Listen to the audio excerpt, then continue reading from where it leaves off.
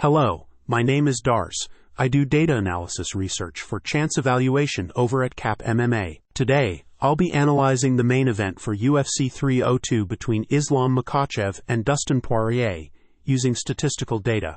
I'll assess each athlete on round-by-round basis looking for tendencies and habits along with strengths and weaknesses. During this time, I will also assess each fighter's probability of winning and/or finishing the fight. First, let's evaluate the fighters and their tendencies in the octagon. Poirier has a well-rounded striking arsenal, favoring combinations to the head and body. Known for his powerful and precise punches, he often targets the head but also mixes in body shots to wear down his opponents. Poirier's leg kicks are utilized to slow down his opponents, but his primary focus remains on head and body strikes. Grappling tendencies. Poirier has solid takedown defense and is comfortable scrambling back to his feet. He rarely initiates takedowns, preferring to keep the fight standing where he can utilize his striking advantage. On the ground, he is adept at submissions, particularly guillotines and rear naked chokes. Cardio. Poirier has demonstrated strong cardio, maintaining a high output of strikes throughout the fight. He is capable of sustaining his pace into the later rounds,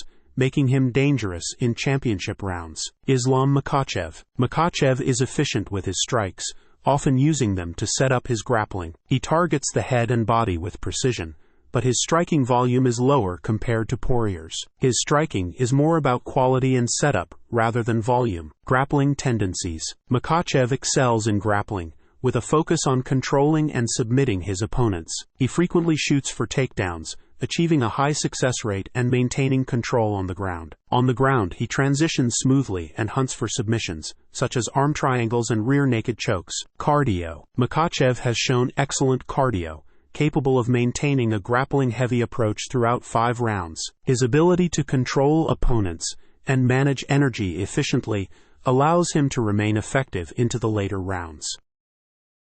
Okay, now a round-by-round analysis. Round 1. Poirier. Likely to start aggressively, aiming to establish his striking dominance early. He will target the head and body, looking to overwhelm Makhachev with volume. Makhachev will look to close the distance quickly, using strikes to set up takedowns. Once on the ground, he will aim to control Poirier and hunt for early submissions. Round 2. Poirier. If still standing, Poirier will continue to push the pace, mixing in leg kicks to disrupt Makhachev's rhythm and movement. Makhachev will persist with takedown attempts trying to wear down Poirier. His ground control will be crucial to sap Poirier's energy. Round 3. Poirier could show signs of fatigue if he has been grappling extensively. His striking volume may decrease, focusing on precise, powerful shots. Makhachev. If the fight reaches this point, Makhachev will likely be in control, using his grappling to dominate and potentially secure a submission. Round 4. Poirier. Known for his cardio, Poirier may find a second wind and push the pace again, especially if he senses Makhachev tiring. Makhachev will continue to control the fight with grappling, looking to maintain top control and potentially finish with ground and pound or submission. Round 5. Poirier.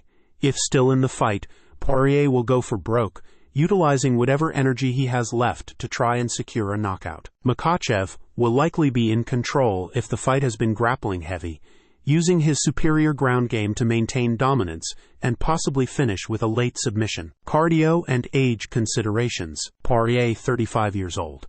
His cardio remains strong, but the accumulation of fights and potential wear and tear might show if the fight becomes a grueling grappling match. Makhachev, 32 years old.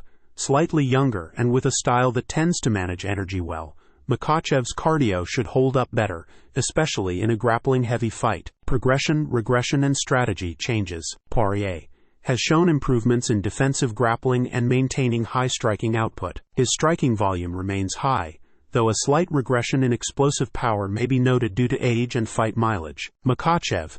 Consistent progression in striking efficiency and grappling control. His ability to blend striking with takedowns has improved, making him a more complete fighter.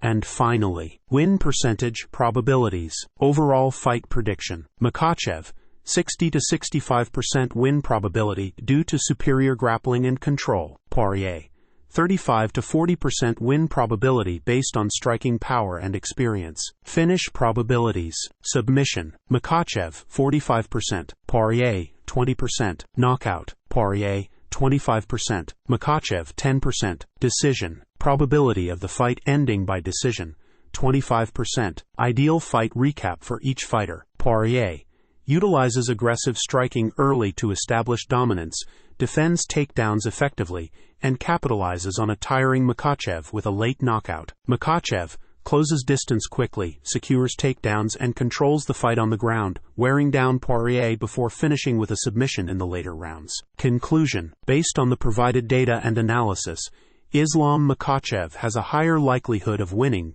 due to his grappling prowess and control. Poirier's path to victory lies in his striking power and ability to keep the fight standing. The bout could go either way, but Makhachev's grappling edge gives him the advantage. Thanks for listening. If you enjoyed this video, hit the like button. And note, we at Cap MMA suggest against using this analysis for betting advice. Thanks again. And don't forget to check out our website capmma.com.